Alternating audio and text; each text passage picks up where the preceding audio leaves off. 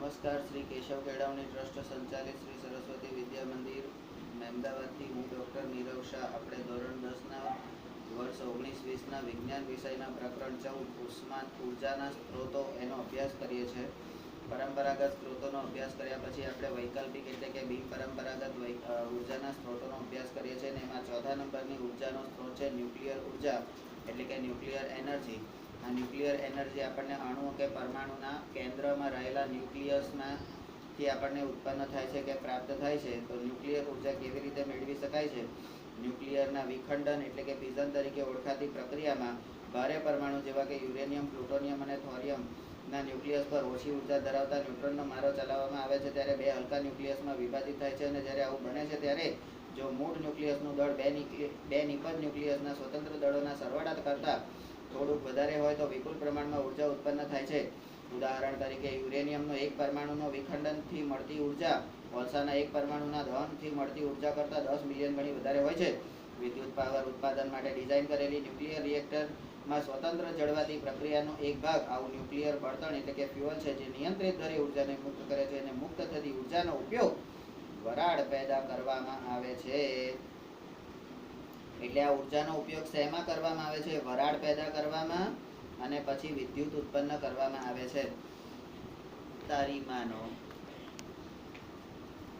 વિદ્યુત ઉત્પન્ન કરવા માટે તમારે આ વરાળ, પાણી, પવન, ઉષ્મા આવી કોઈક શક્તિની જરૂર પડે છે. અને એવી શક્તિ મેળવવા માટે કોઈની બી પથારી ફેરવી દેવાની. હવે તમે જુઓ, આખી પ્રક્રિયામાં આટલું બધું ફોડ્યા પછી અંદરથી ઉત્પન્ન શું થાય છે? તો કે વરાળ પેદા થાય છે અને વરાળના ઉપયોગથી વિદ્યુત ઉત્પન્ન થાય છે. તો ન્યુક્લિયર ઉર્જા, હવે ન્યુક્લિયર ઉર્જા તે થોડીક સમજી લઈએ. તકલીફ છે તો કાતરિયા શું કહે છે? બાડી છે એટલે આટલી બધી ધારી ધારી શું જોવે છે? આવું તો હું નથી જોતો. છે કઈ કે અહીંયા અરીસા છે એમાં મોડું જોવે છે? ન્યુક્લિયર ઉર્જા, એટમ બોમ્બ યાદ કરો. એટમ બોમ્બ, એટમ બોમ્બ એટલે ન્યુક્લિયર બોમ્બ, બરાબર? અને એટમ બોમ્બ શેનો બને? તો કે યુરેનિયમ, પ્લુટોનિયમ અથવા થોરિયમ જેવી મોટી ભારે ધાતુ, ભારે વજનવાળા જે પરમાણુઓ છે એમાંથી બને. હવે યાદ કરો પેલું એક સનીભાઈ દેઓલનું પિક્ચર, સનીભાઈ દેઓલ કયું પિક્ચર? ઇન્ડિયન? ના, ઇન્ડિયન નહીં, બીજું કઈ હતું. એ પિક્ચરમાં સનીભાઈ દેઓલ મિલિટરીના ઓફિસર હોય છે અને શરૂઆતમાં એમને પ્રીતિબેન ઝિંટા જોડે પ્રેમ થઈ જાય છે. પછી એમનું લગ્ન થવાનું હોય છે એ વખતે ત્યાં આગળ બોમ્બ વિસ્ફોટ થાય છે અને પ્રીતિબેન ઝિંટા સમુદ્રમાં ડૂબી જાય છે અને ડૂબીને પાકિસ્તાન જતા રહે છે. પણ સનીભાઈ દેઓલ તો ખબર ને, મિલિટરી વાળા એટલે એને તો કંઈ ફેર ના પડે. એ તો ભારતનું એટલે પાકિસ્તાનમાં જતો રહે છે સાયન્ટિસ્ટ બનીને. સાયન્ટિસ્ટ બનીને પાકિસ્તાનમાં જતો રહે છે અને પાકિસ્તાનના જે અધિકારીઓ હોય છે ને એની છોકરી જોડે એને પ્રેમ કરે છે. કારણ કે બે જણા ત્યાં, પેલી ડૉક્ટર હોય છે અને પેલો સાયન્ટિસ્ટ હોય છે, એટલે અમેરિકામાં બે જણા ભેગા કામ કરતા હોય છે. એ પિક્ચરમાં આ યુરેનિયમ બતાવે છે. લીલા કલરનું પ્રવાહી, લીલા કલરનું પ્રવાહી ભરેલી આટલી નાની નળી, એટલે એક કાચની નળી બતાવે છે અને બંને બાજુથી એકદમ ટાઈટ પેક કરેલી હોય છે. ફોડ દૂંગા, હા, અમરીશ પુરી છેલ્લે કહે છે ફોડ દૂંગા, ફોડ દૂંગા, સાલે તું તો બાયલા હે, તું કહા સે ફોડેગા, લે મેં ફોડ કે દિખાતા હું. એટલે આમ લે છે અને પછી એના મોઢામાં ઘાલ દે છે અને પછી આમ તોડી નાખે છે અને પછી આખું ઠોસીને અંદર ભરી દે છે. પછી કે હવે ફૂટે, એને ફોડવું હોય તો ફૂટે. અને પછી એ ભાઈ નાસી જાય છે. પણ જે બોમ્બ વિસ્ફોટ થાય છે તો બરફના ગ્લેશિયર એટલે આપણા બરફના જે પર્વતો હોય છે એની અંદર વિસ્ફોટના કારણે બરફ બધો નીચે પડી જાય છે, એની અંદર પાર્ટી દબાઈ જાય છે. આવું એક પિક્ચર છે. અને સંજય દત્ત અને સુનિલભાઈ શેટ્ટી એ હેલિકોપ્ટરમાં એને બચાવવા જાય છે અને એની ડાયરી વાંચે છે, એમાંથી આખું પિક્ચર છે. બરાબર. તો ત્યાં આગળ યુરેનિયમ એટલે અણુ બોમ્બ બનાવવાનો, યુરેનિયમમાંથી અણુ બોમ્બ બને અને અણુ બોમ્બ બનાવવાની આખી પ્રોસેસ ત્યાં આગળ સમજાવે છે. બરાબર. આ અણુ બોમ્બમાં વાળો જે યુરેનિયમ છે એની ઉપર ન્યુટ્રોનનો મારો કરવાનો. હવે આટલો આમ નરી આંખે જોવાય નહીં એટલો નાનો કોણ છે અણુ પરમાણુ, એટલે જે નરી આંખે જોવાય નહીં એવી વસ્તુ છે. બરાબર. એનું કેન્દ્ર એટલે એનું કેન્દ્ર તો કેટલું હોય, માનો કે આપણે આ એક ચાંદલો છે, એને આપણે યુરેનિયમનો પરમાણુ ગણીએ તો એનું કેન્દ્ર એટલે અહીંયા આગળ એક ટપકું કરીએ, અહીંયા આગળ જો આંખ ઉપર એક છે, અહીં નાક ઉપર કેન્દ્રમાં ન્યુક્લિયસ કાળા કલરનું દેખાય છે. એ કાળા કલરના ન્યુક્લિયસની ઉપર એની અંદર પાછા 3 કણો હોય, ન્યુટ્રોન, પ્રોટોન અને ઇલેક્ટ્રોન. બહારથી કોઈ ન્યુટ્રોન એ એની પર આમ મારવાનો. હવે આટલો નાનો ન્યુક્લિયસ, એની અંદરનો રહેલો ન્યુટ્રોન એ કેટલો હશે તો કે એનથી એ નાનો હશે. હવે એ તમારે ન્યુટ્રોનનો મારો ચલાવવાનો, ધડ ધડ ધડ ધડ. હે એટલે આ તો એવું કહેવાય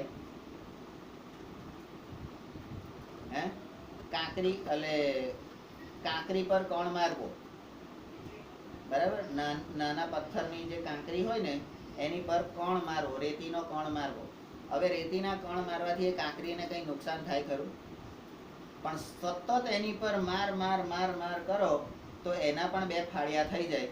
બરાબર. તો એ કણના 2 ફાળિયા થયા અને એમાંથી ઉત્પન્ન થઈ આ ન્યુક્લિયર ઉર્જા. એનું ઉદાહરણ શું? તો કે પાણીનું એક ટીપું એ પથ્થરને પણ તોડી નાખે છે. તમે સતત પાણીનું એક ટીપું એક જ જગ્યાએ સતત આમ ટપ ટપ ટપ એક જ જગ્યાએ પડવા દો, અઠવાડિયા કે 15 દિવસ પછી જોશો ને તો ત્યાં આગળ આમ તિરાડ પડી ગયો છે અથવા તો ફાડ્યો થઈ ગયો, 2 ભાગ થઈ ગયા છે. બરાબર. તો એ નાના કણોની પણ એટલી તાકાત હોય છે, પણ એ કામ સતત થવું જોઈએ. તો અહીંયા એના દહનથી આપણને ઉષ્મા એટલે કે વરાળ ઉત્પન્ન થાય છે અને વરાળ ઉત્પન્ન થયા પછી એમાંથી વિદ્યુત પ્રાપ્ત થાય છે. હવે અહીંયા કહે છે શું તમે જાણો છો? આપણે કશું જાણતા નહીં એટલે બધું જાણી જ લેવાનું. ન્યુક્લિયર વિખંડનની પ્રક્રિયામાં મૂળ ન્યુક્લિયસ અને ઉત્પન્ન થતા ન્યુક્લિયસોના, બરાબર, એકમાંથી 2 થાય છે ને, એના દળોના તફાવત એને ડેલ્ટા એમ કહેવામાં આવે છે. નંબર 2, 1905માં સૌપ્રથમ આલ્બર્ટ આઇન્સ્ટાઈને તારવેલા વિખ્યાત સૂત્ર E ડેલ્ટા mc². અહીંયા આ ત્રિકોણ છે એને આપણે ડેલ્ટા કહીએ છીએ. બરાબર. એમ છે એ તમારું માસ એટલે દળ. બરાબર. અને c² એટલે ક્ષેત્રફળ.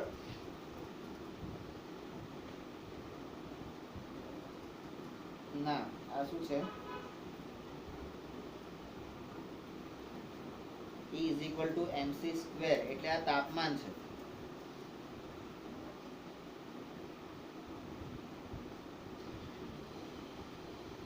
બરાબર. તો E mc² જે છે એમાં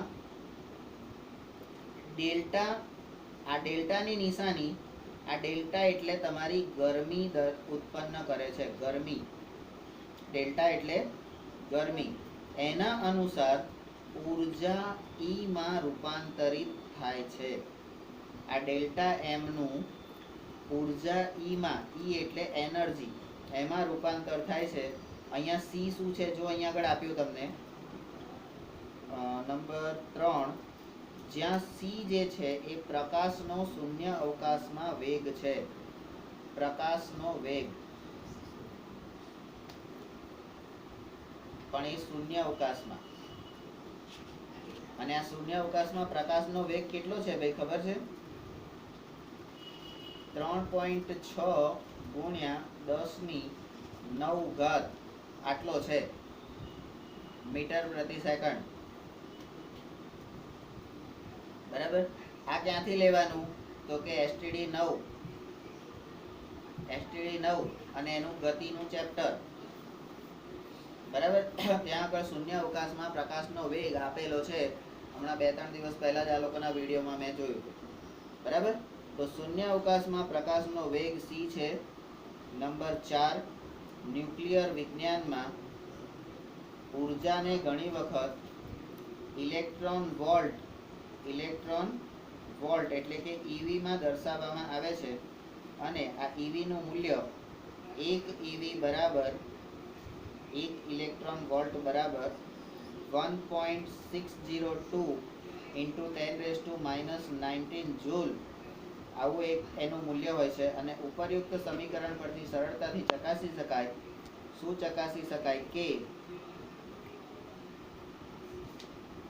એક એટોમિક માસ યુનિટ એટલે કે યુ, જેને આપણે શું કહેતા હતા? એયુ, આવી રીતે લખતા હતા. એટોમિક માસ યુનિટ યુ, એએમયુ, યાદ આવ્યું ખરું? એએમયુ. તો એક એટોમિક માસ યુનિટ 931 મેગા ઇલેક્ટ્રોન વોલ્ટ, એના બરાબર કેટલા થાય? 931 મેગા ઇલેક્ટ્રોન વોલ્ટ જેટલી ઉર્જાને સમતુલ્ય. બરાબર. હવે આ એટમ બોમ્બ, ન્યુક્લિયર એનર્જી, એમાંથી એક જ યુનિટ આપણે અહીંયા પવનમાંથી કે પાણીમાંથી જે ઉર્જા પેદા કરતા હતા, મેગાવોટ ઉર્જા, બરાબર, એ 10 કે 20 કે 30 કે 40 મેગાવોટ મળતી હતી. બરાબર. અને આ એક જ ન્યુક્લિયર પાવરમાંથી એનર્જી આપણે પેદા કરીએ તો 931 મેગા ઇલેક્ટ્રોન વોલ્ટ એટલી ઉર્જા મળે છે. તો ન્યુક્લિયર ઉર્જા મેળવવી સહેલી નહીં. જેટલી વધારે ઉર્જા મળે એટલો ખર્ચે વધારે કરવો ના પડે. અને આ ન્યુક્લિયર ઉર્જામાં જે ન્યુક્લિયર બોમ્બ છે, યુરેનિયમ અણુ બોમ્બ છે, એમનેમ જો ફૂટી ગયો ને, એમનેમ બહાર ફૂટી ગયો ને તો જાપાનના હિરોશીમા નાગાસાકી જેવી દશા કરી દે. બરાબર.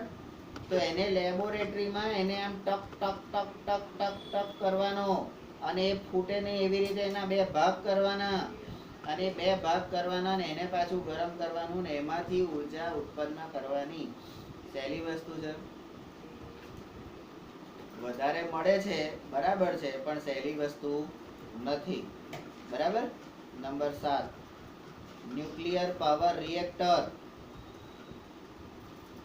આપણા ભારતની અંદર આ ન્યુક્લિયર પાવર રિએક્ટર, જેમાં ન્યુક્લિયર અણુ પરમાણુમાંથી વિદ્યુત ઉત્પન્ન થાય છે, એ ક્યાં છે? તો તારાપુર, મહારાષ્ટ્ર. મહારાષ્ટ્ર આપણી બાજુનું રાજ્ય છે, ત્યાં આગળ તારાપુરમાં. પછી રાણા પ્રતાપ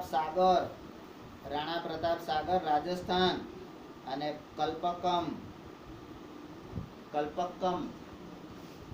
કલ્પક્કમ તામિલનાડુ, નરોરા ઉત્તર પ્રદેશ, કાકરાપાર ગુજરાતમાં કાકરાપાર જોયો? કાકરાપારનો ડેમ. અલે આ પાર ને પેલે પાર જઈએ એટલે કાકરાપાર આવે ને, એ કાકરાપાર જોયું નહીં તે? શું ના? આ પાર ગયો ને તું, અને પેલે પાર ગયો, તો આ પાર ને પેલે પાર કાકરાપાર નહીં? તો આ કાકરાપાર જે છે એ કર્ણાટકમાં કૈગા, ત્યાં આગળ આ ન્યુક્લિયર વિદ્યુત મથકો આવેલા છે. બરાબર. એટલે ગુજરાત પણ એમાંથી પાછળ નથી. નંબર 8, જેમની વિદ્યુત ઉત્પાદન ક્ષમતા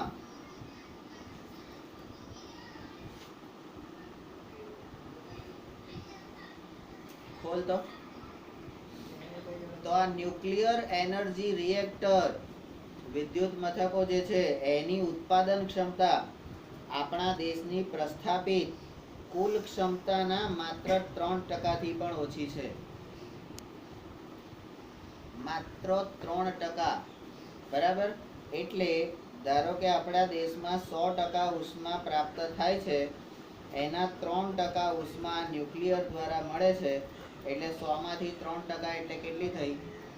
તો 3 જ કહેવાય ને. બરાબર. નંબર 9, જ્યારે ઘણા ઔદ્યોગિક દેશોમાં એટલે જે વિકસિત દેશો છે એમાં પોતાની કુલ વિદ્યુત ક્ષમતાની આવશ્યકતાના 30% થી પણ વધુ ન્યુક્લિયર રિએક્ટરો દ્વારા પ્રાપ્ત કરી રહ્યા છે. અમેરિકાએ 1 લાખ ન્યુક્લિયર બોમ્બ બનાવી મૂકી રાખ્યા છે.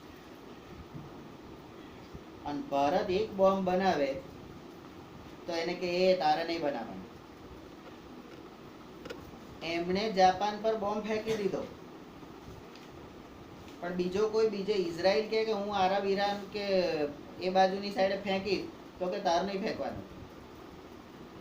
ભારત એમ કે પાકિસ્તાનની ઉપર હું ફેંકું તો કે તમારે નહીં ફેંકવાનો. પાકિસ્તાન એમ કે હું ભારત પર ફેંકું તો કે હવે ફેંકી દેવા દો. કેમ? તો કે ભાઈબંધ છે અમેરિકા ને પાકિસ્તાન, એટલે ભાઈબંધ હતા. હવે બાજી પલટાઈ ગઈ. બરાબર. હવે એની કોઈ ભાઈબંધી કરવા તૈયાર નથી. તો અહીંયા આ વિકસિત રાષ્ટ્રો પાસે પુષ્કળ પ્રમાણમાં ન્યુક્લિયર એનર્જી છે, તો એ લોકો એનો ઉપયોગ આ વિદ્યુત ઉત્પન્ન કરવા માટે કરે છે અને પોતાના દેશના જરૂરિયાતના 30%. બરાબર. તો વધારે જ છે, આપણને ખબર છે. બરાબર. હવે આપણો જે મુદ્દો હતો 8 નંબરનો, એ 8 નંબરના મુદ્દા પછી આપણે ન્યુક્લિયર એનર્જીમાં 9મો મુદ્દો આવ્યા. ન્યુક્લિયર પાવર જનરેટર નો સૌથી મોટો ખતરો, એટલે ખતરો આવે એટલે શું થઈ ગઈ ભાઈ? મર્યાદા. સૌથી મોટો ખતરો એ છે કે ઉપયોગ થયા પછી તમે એકવાર એમાંથી એનર્જી તો પ્રાપ્ત કરી દો, પછી શું કરશો? તો કે ઉપયોગ થયા પછી વધેલા ન્યુક્લિયર ઈંધણનો સંગ્રહ તથા નિકાલ કેવી રીતે કરવો? જે કચરો પેદા થયો એનું શું કરશો? કે આપણે છાણ, ગાયનું છાણ ભેગું થયું તો ગોબર ગેસ પ્લાન્ટ બનાવી દીધો. કચરો ભેગો થયો તો બાયોગેસ પ્લાન્ટ બનાવી દીધો. પણ આ ન્યુક્લિયર કચરો ભેગો થશે તો એને કઈ ભેગો કરશો? એમાંથી પ્લાન્ટ બનાવાશે? ના. કારણ કે એમાં જે હતું એ તો તમે લઈ લીધું. હવે એક કચરો થયો, પણ એ કચરો પણ બહુ જ મોટું નુકસાન કરી શકે એમ છે. કેમ નુકસાન કરે છે? તો કે નંબર 10, કારણ કે આ વધેલા ઈંધણમાં રહેલ યુરેનિયમ હજી પણ હાનિકારક કણોમાં વિભંજન પામી અને વિકિરણોનું ઉત્સર્જન ચાલુ રાખે છે. એટલે અણુ બોમ્બ 1942માં બીજા વિશ્વયુદ્ધ વખતે નાખ્યો તો જાપાન પર. અત્યારે 2019 થયા, કેટલા વર્ષો થઈ ગયા? બરાબર. આજની તારીખમાં એના જે વિકિરણો, ખરાબ કિરણોની અસર એ બે શહેરો જે છે અને એ બે શહેરોની આજુબાજુના વિસ્તારમાં આજની તારીખમાં એની અસર વર્તાય છે. આટલા વર્ષો પછી પણ, કે આજે પણ ત્યાં આગળ ખોડ ખાપડ વાળા બાળકો પેદા થાય છે. બાળક જન્મે ત્યારથી એની આંખ જ ના હોય, કારણ કે આંખ ડેવલપ જ ના થઈ. પોપચા ખુલ્યા જ ના હોય. 5 માંથી 3 આંગળીઓ બહાર જ ના નીકળી હોય. અહીંથી આમ બુઠ્ઠી હોય, નખ બખ બધું આવી જાય, પણ આંગળી આમ બહાર ના નીકળે. એવા ખોડ ખાપડ વાળા બાળકો આજે પણ ત્યાં આગળ. બરાબર. આની જેમ હાઈટ જ ના વધે, ગમે એટલો ખેંચાય તો. આપણે લાંબા જોડે ટીંગાડે એવું કઈ લાંબા જોડે ટૂંકો જાય ને મરે ને જ માદો થાય, પણ આરો મોદોય નહીં થતો. બરાબર? તો આ યુરેનિયમ જે છે એ હજી પણ વિકિરણો ઉત્સર્જન કરવાની કેપેસિટી ધરાવે છે. નંબર 11, જો ન્યુક્લિયર ઇંધણના બાકી બચેલા ભાગનો યોગ્ય રીતે સંગ્રહ કે નિકાલ કરવામાં ન આવે તો તેના લીધે પર્યાવરણ પ્રદૂષિત થાય છે. નંબર 12, આ ઉપરાંત ન્યુક્લિયર વિકિરણોના આકસ્મિક સ્ખલન એટલે કે લીકેજનો પણ ખતરો છે. બરાબર? ખાલી લીકેજ થઈ ગયું, તમે કોઈ જગ્યાએ ભેગું કર્યું છે ને ત્યાંથી લીકેજ થઈ ગયું, તો લીકેજ થઈને એ વાયુ બહાર જશે, એ યુરેનિયમ બહાર જશે, અને બહાર જશે એટલે પેલા વાતાવરણના જે કલીલ કણો હોય ને, નક્કામાં બોગસ લોકો, એ તો ત્યાં અંદર કલીલ કણો તો એની જોડે અથડાવાના જ. ન્યુટ્રોન ના અથડાય તો કઈ નહીં, પણ પેલા તો કાયમ અથડાવાના જ. એટલે અહીંથી બહાર નીકળ્યા પછી આને અથડાયું, એમ અથડાતા એની અંદર ફરી પાછી ઉર્જા પેદા થાય અને બૂમ લઈને બહાર ભાગી, આમ બે ભાગ થઈ જાય તો વગર અણુબોમ્બ ફૂટી જાય. ફૂટી જાય ને પછી તો શું દશા થાય તમને ખબર ને? પેલા લોકો જેવી દશા થાય. બરાબર? કોના જેવી?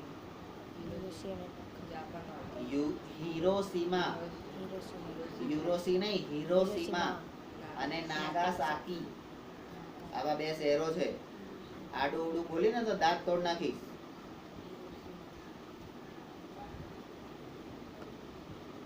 ન્યુક્લિયર પાવર પ્લાન્ટ સ્થાપિત કરવાનો મોટો ખર્ચ, આ બધી મર્યાદા ગેરફાયદા છે. ખર્ચો બહુ મોટો થાય, કારણ કે આ યુરેનિયમ છે ને, યુરેનિયમ આપણે 1 કિલો જોઈતું હોય તો કેટલા રૂપિયાના આવે? સાલા યુરેનિયમ એક ટપકું જોઈતું હોય ને, એક રતલ, એ રતલ જોઈતું હોય તો એ અબજો રૂપિયાનું આવે. એમને અણુબોમ્બ બને છે, એમને બને છે, અને કરોડો રૂપિયા 1 સેકન્ડમાં અહીંથી આમ નાખી દીધો, લે ઢૂમ, અબજો રૂપિયાનો નાશ કરી નાખ્યો. એટલે એ તો વાંધો નહીં, રૂપિયા તો ફરી કમાઈ લઈશું, પણ પેલા લોકો નુકસાન થયું એ શું કરવા હેરાન કરતા હતા? તો કે કરવું નહીં. તો મોટો ખર્ચ, વાતાવરણ પ્રદૂષિત થવાનું જોખમ, અને યુરેનિયમની મર્યાદિત ઉપલબ્ધતાના લીધે ન્યુક્લિયર ઉર્જાનો મોટા પાયા પરનો ઉપયોગ શક્ય બનતો નથી. તો આપણી સરળતાથી ઉપલબ્ધતા એ આ યુરેનિયમમાં છે નહીં. તો કે કશો વાંધો નહીં, તમે તો અહીંયા 3 તત્વો આપ્યા હતા ને ભાઈ, યુરેનિયમ, પ્લુટોનિયમ ને થોરિયમ. તમે તો 3 તત્વો આપ્યા હતા ને, 3 માંથી કોઈને પણ ફોડીને એનર્જી બનાવી શકાય ને? બરાબર? તો ચલો યુરેનિયમ નહીં મળતો, વાંધો નહીં. યુરેનિયમ નથી મળતો તો વાંધો નહીં, ટાઈમ જતો રહેશે. 23. હા, યુરેનિયમ નથી મળતો, વાંધો નહીં. તો કે આપણે પ્લુટોનિયમ કરો, પ્લુટોનિયમ ને ફોડો. તાર કે ડોબા વૈજ્ઞાનિકોએ હમણાં જ થોડા વખત પહેલા આ જે પ્લુટો હતો ને, એને ગ્રહ તરીકેની માન્યતા રદ કરી દીધી. બોલો, આપણા 9 ગ્રહમાંથી 8 ગ્રહ થઈ ગયા. તો કે હવે પ્લુટોય નહીં મળે, એટલે એ પ્લુટોની વાત નહીં, અહીં પ્લુટોનિયમ એક ધાતુ છે. બરાબર? એની વાત થાય છે. અચ્છા, એટલે પ્લુટોનિયમ એ મળતું નહીં. તો કે થોરિયમ તો અમારા ખેતરમાં ચારે બાજુ વાડે હોય છે કે થોરિયમ અમારા ખેતરમાં ચારે બાજુ વાડે હોય છે, જેટલા જોઈએ એટલા થોરિયમ લઈ જાઓ. બરાબર? અને થોરિયામાં લઈ જાઓ. એટલે આ ડોબા એ થોરિયાની વાત નહીં કરતા, અહીંયા થોરિયમ નામનો એક તત્વ છે અને એનું વિકિરણ કરવાનું છે. બરાબર? નંબર 14, ન્યુક્લિયર પાવર સ્ટેશનની રચના પૂર્વે ન્યુક્લિયર ઉર્જાનો ઉપયોગ પ્રથમ તો વિનાશ માટે કરવામાં આવ્યો હતો. બરાબર? આ બુદ્ધિ કેવી રીતે આવી ન્યુક્લિયર પાવરનો ઉપયોગ કરવાની? તો પહેલા તો એનો નાખીને વિનાશ કર્યો, એટલે પહેલા બુદ્ધિ નથી તો એને ફોડી નાખ્યો, અને ફોડી નાખ્યા પછી આટલા વર્ષો સુધી એમાંથી એનર્જી પ્રાપ્ત થતી રહી વિકિરણો દ્વારા, એટલે ખબર પડી કે સાલું આ તો એક જ વખત ફોડીએ ને, એક જ વખત ફોડીએ તો આટલા વર્ષો એની એનર્જી ઉત્પન્ન થાય છે, તો કે હવે એને ફોડો કે છે. તો કે પહેલા તો વિનાશ તરીકે ઉપયોગમાં આવે તો ન્યુક્લિયર હથિયારમાં થતી શૃંખલા વિખંડન પ્રક્રિયા તથા નિયંત્રિત ન્યુક્લિયર રિએક્ટરોમાં થતી પ્રક્રિયામાં ભૌતિક વિજ્ઞાનના સમાન સિદ્ધાંત છે. એટલે સર્જન અને વિનાશ, વિખંડનની પ્રક્રિયા એટલે વિનાશ, બરાબર, અને નિયંત્રિત ન્યુક્લિયર રિએક્ટરોમાં થતી પ્રક્રિયા, બરાબર. પેલામાં વિખંડન જ્યારે થાય છે ત્યારે એ બે લગામ થાય છે, એને રાક્ષસી શક્તિ કહેવામાં આવે છે. અને ન્યુક્લિયર રિએક્ટરમાં જે એનું અંદર એનું વિખંડન કરવામાં આવે છે એ નિયંત્રિત છે લગામ સાથે, બરાબર. સિક્યોરિટીના બધા જ નિયમોનું પાલન કરીને એને ફોડવામાં આવે છે, બરાબર. એટલે એમાંથી શક્તિ ઉત્પન્ન થાય છે, બરાબર. અને શક્તિ સર્જનના કામમાં વપરાય છે. એટલે આપણે કહીએ કે ભાઈ તાકાત હોય બધામાં, પણ એ તાકાતને કયા રસ્તે તમે વાપરો છો, બરાબર, એનું મહત્વ છે. જો રાક્ષસ એટલે રાવણની જેમ વાપરો તો એ ખોટી છે, બરાબર. અને રામની જેમ વાપરો તો, હનુમાનની જેમ વાપરો તો એ સાચી છે, એટલે સારી છે, બરાબર. તો આપણે પણ આપણી ક્ષમતાઓનો કેવી રીતે ઉપયોગ કરવાનો એ આપણને ખબર હોવી જોઈએ. પરંતુ બંને પ્રકારના સાધનોની રચના સંપૂર્ણપણે એકબીજાથી જુદી છે. એકમાં નુકસાન કરવાનું છે સામેનાને, બોમ્બ ફોડવાનું, અને એકમાં એ જ વસ્તુમાંથી એનર્જી પ્રાપ્ત કરવાની છે. ફોડવાનું તો ખરું, એકનું માથું ફોડવાનું ને એકને નસકોરી ફોડવાની, એકનું માથું ફોડવાનું ને એકને નસકોરી ફોડવાની. માથું ફોડો તો માણસ મરી જાય, નસકોરી ફોડો તો કશું નહીં, થોડુંક લોહી નીકળે, પણ એ કંટ્રોલેબલ. આમ કરીને માટી અહીંયા દબાઈ દીધી, ચીકણી માટી લઈને મૂકી દીધી એટલે લોહી નીકળવાનું બંધ થઈ જાય, બરાબર. સિક્યોરિટી કરી શકાય. માથું ફોડો તો કઈ સિક્યોરિટી કરવા જાવ, ત્યાં આગળ થોડા સોય દોરો લઈને ટોકવા બેસવાના છો, હે, કે માટી લગાવી દીધી એટલે લીપણ કરી દીધું એટલે પાછું હતું એવું ને એવું ભોળું થઈ જાય. આપણે તો ભાઈ પ્રયોગ કરીને જોવાનું થાય છે કે નહીં. કોકનું ફોડ નાખવાનું, હે, પહેલા માટી રાખવાની જોડે, ચીકણી માટી છાણ ને બધું લીપણ બધો ઢગલો કરીને ગારો રાખવાનો, અને પછી ફોડ નાખવાનું કોકનું, અને ફોડીને પછી તરત ને તરત લગાડી દેવાનું. જો બચી જાય તો આપણો પ્રયોગ સક્સેસ, અને ના બચે તો કે કઈ નહીં, જેલમાં જઈને પ્રયોગ કરીશું. તઈ તો પછી ટાઈમ જ ટાઈમ, બરાબર. ન્યુક્લિયર સંલયન, ન્યુક્લિયર ફ્યુઝન.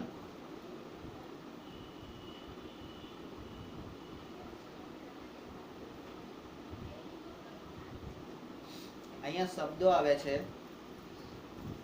વિભાજન, પ્રકીર્ણન, વિખંડન, વિખેરણ, અને હવે શબ્દ આવ્યો સંલયન.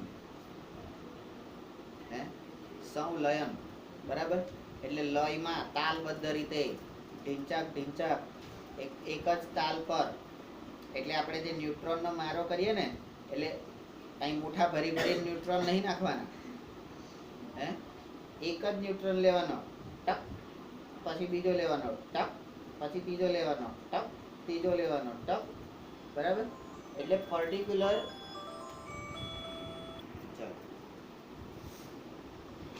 ચાલુ હતું. હવે હાલ ન્યુક્લિયર સંલયન.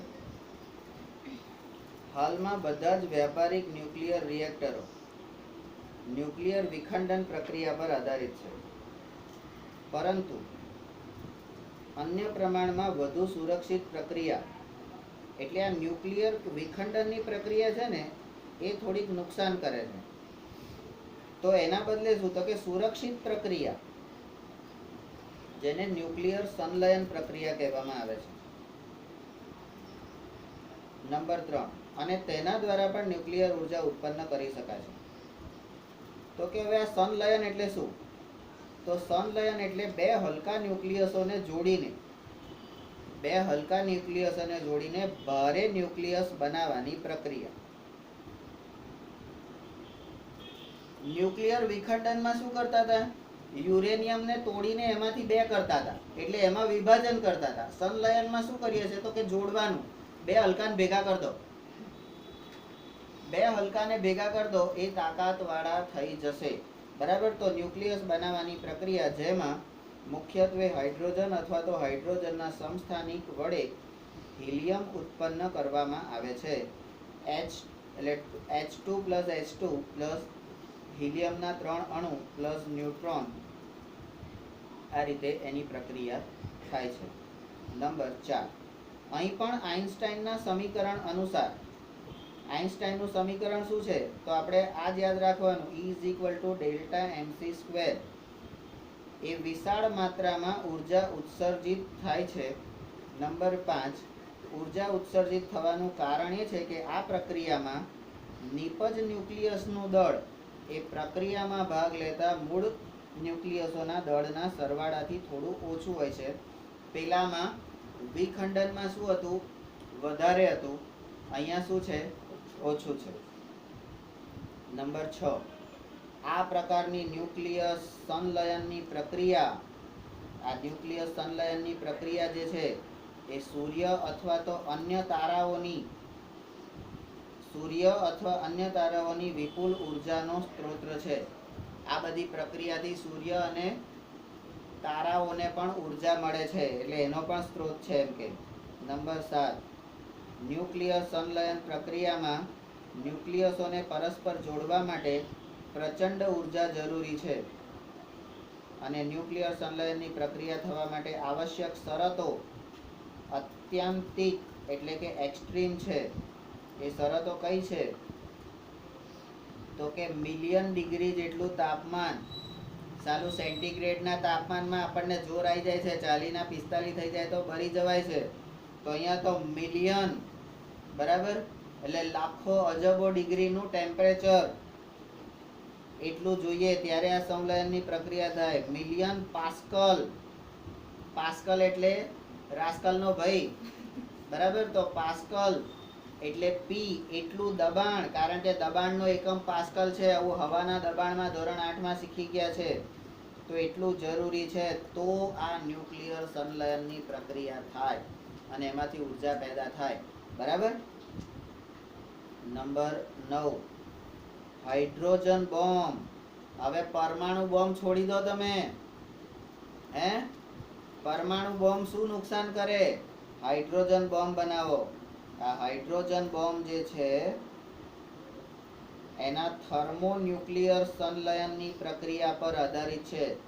થર્મોન્યુક્લિયર સંલયન, થર્મો એટલે થર્મલ, એટલે અહીંયા ગરમી પણ ઉત્પન્ન થાય છે અને ન્યુક્લિયર ઉર્જા પણ ઉત્પન્ન થાય છે. તો ડબલ ઉર્જા ઉત્પન્ન થાય છે. થર્મોન્યુક્લિયર સંલયનની પ્રક્રિયા પર આધારિત છે. અને ન્યુક્લિયર બોમ્બ કે યુરેનિયમ અથવા તો પ્લુટોનિયમના વિખંડન પર આધારિત છે. તેને, આ યુરેનિયમ બોમ્બને, ન્યુક્લિયર બોમ્બને હાઇડ્રોજન બોમ્બની મધ્યમાં રાખવામાં આવે છે. કેમ? તો કે એને કંટ્રોલ કરી શકે એટલો મોટો છે આ, એટલે છે એનાથી નાનો પણ એની તાકાત અણુ પરમાણુ જેટલો નાનો એટલી એની વિસ્ફોટક શક્તિ વધારે. બરાબર. તો નંબર 11, આવા ન્યુક્લિયર બોમ્બ એવા પદાર્થોમાં સ્થાપિત કરવામાં આવે છે જેમાં કયા પદાર્થો હવે સ્થાપિત કરવા માટે તો કે ડ્યુટેરિયમ અને લિથિયમ.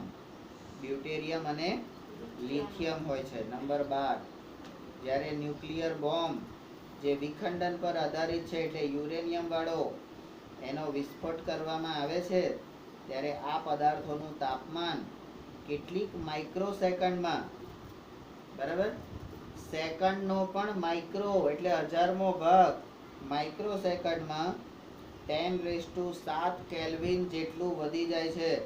બરાબર. અત્યારે અહીંયા ધારો કે 100 ડિગ્રી હોય તો 100 × 10⁷ એટલું ટેમ્પરેચર સેકન્ડના 1000મા ભાગમાં વધી જાય. તો 1 સેકન્ડમાં કેટલું વધી જાય? બરાબર. અને પછી ત્યાં આગળ કેવી ગરમી, પછી ત્યાં આગળ આપણા હડકાઈ અંદર અવશેષો જોડે જોવા મળે ખરા? તો અહીંયા આગળ આપણું સંપૂર્ણ દહન થાય છે. ન્યુક્લિયર એનર્જી દ્વારા આપણું સંપૂર્ણ દહન થઈ જાય છે ને કોઈ અવશેષ રખ્યા પણ મળતી નથી. બરાબર. નંબર 13, આટલું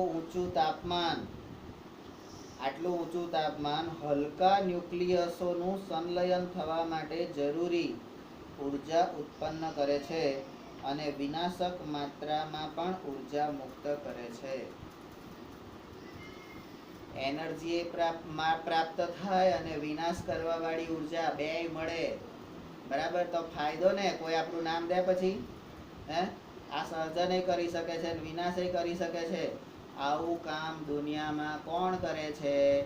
તો શ્રાવણ મહિનો ચાલે છે. પેલા ભોળા ભગવાન તમારા શંભુ શંકરલાલ, હા, આ ન્યુક્લિયર એનર્જી બોમ્બ એટલે આપણે સમજી જવાનું શંકરલાલ. શંકર ભગવાન સર્જન કરે ને વિનાશ કરે, બે પેરેલલ હાથમાં લઈને જ જાય. એક હાથમાં ખોપડી ને એક હાથમાં જીવ. બોલ શું જોઈએ છે? આ જોઈતું હોય તો આલું, ના જોઈતું હોય તો આલું.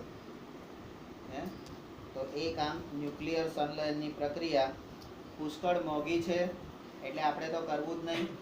બરાબર. એનર્જી બહુ પ્રાપ્ત થાય છે પણ આપણે એ બધા અખતરા કરવા નહીં. હવે એક આપણે પ્રવૃત્તિ કરીએ છીએ 14.7. વર્ગમાં એ પ્રશ્ન પર આધારિત ચર્ચા કરો કે સમુદ્ર તાપીય ઉર્જા, પવનો અને જૈવભાર ઉર્જાનો અંતિમ સ્ત્રોત કયો? આ સમુદ્ર તાપીય ઉર્જા જે ત્રણેય પ્રકારની ઉર્જા હતી એમાં ગરમી જ પેદા કરે છે. બરાબર. ગરમીના લીધે દબાણ થાય છે અને ગરમીના લીધે તાપીય ઉર્જા મળે છે. બરાબર. તો તરંગો પણ એના લીધે જ ઉત્પન્ન થાય છે. તો આ બધાનો ઓરિજિનલ અંતિમ સ્ત્રોત કયો? તો કે સૂર્ય. બરાબર. પછી કે પવનો. તો પવન કેવી રીતે ઉત્પન્ન થાય છે? તો કે સૌર વિકિરણોનું ઉત્સર્જન થઈને એમાં દબાણ પેદા થતા હવામાં ગતિ આવે છે અને હવાની ગતિને પવન કે, ગતિમાન હવાને પવન કહે છે. તો એ સૂર્યને લીધે. પછી કે જૈવ ભાર એટલે આપણો પેલો બાયોગેસ અને ગોબર ગેસ. બાયોગેસ અને ગોબર ગેસ. તો એમાં પણ શું કરવાનું હતું? તો કે ખાડો પાડીને અંદર દાટી દેવાનું અને દાટી દો એટલે ગરમી ઉત્પન્ન થાય અને ગરમી ઉત્પન્ન થાય એને રાધળ ગેસ તરીકે અથવા તો ગેસ તરીકે આપણે ઉપયોગ કરીએ. બરાબર. પણ એ સળશે કેવી રીતે? તમે દબાઈ દેશો તો સડી જશે. બરાબર. તો એને સૂર્યનો પ્રકાશ તો જોઈશે જ. બરાબર. નંબર 2, શું આ સંદર્ભમાં ભૂતાપીય ઉર્જા અને ન્યુક્લિયર ઉર્જા જુદી છે? ના, આ ભૂતાપીય ઉર્જા છે ને એ તમારી સૂર્યને લીધે, પણ આ ન્યુક્લિયર ઉર્જા છે ને એ જુદી છે. બરાબર. કારણ કે એમાં સૂર્ય આવતો, કારણ કે એને તો લેબોરેટરીમાં અને રિએક્ટરમાં પેદા કરવામાં આવે છે ને. અને એને તો નિયંત્રણ હેઠળ કરવી પડે. બહાર ખુલ્લામાં કરીએ તો સૂર્ય એની પથારી ફેરવી નાખે. કાંઈ સૂર્યની પથારી ફેરવી નાખે. બરાબર. તો એવું કરવું નહીં. નંબર 3, તમે જળ વિદ્યુત ઉર્જા અને તરંગ ઉર્જાને કઈ શ્રેણીમાં રાખશો? હવે પાણીમાંથી પેદા થતી છે અને પાણીની અંદરથી તરંગો દ્વારા પેદા થતી, એ બંનેને કઈ શ્રેણીમાં રાખશો? પરંપરાગત અને બિન પરંપરાગત. કઈ બાજુ રાખશો? તો એક પરંપરાગત છે ને એક બિન પરંપરાગત છે. બરાબર. તો એ રીતે તમારી આ પરંપરાગત અને બિન પરંપરાગત ઉર્જા અને એની અંદર આવતા જે પ્રક્રિયાઓ છે એ આપણે ભણ્યા. ત્યાર પછી આપણો જે ટોપિક છે, મિનિટ કેટલી છે? 39. તો 39 મિનિટે આગળ આપણે વધતા નથી. આટલો જે ભાગ છે એ આપણે બીજી 30, 35 કે 40, 45 મિનિટ ચાલશે. બરાબર. આમ તો 2 કલાકે ચાલે, કંઈ કહેવાય નહીં. બરાબર. જેટલું ચાલે એટલું. તમારા બાપાને કેટલા ટકા? બરાબર.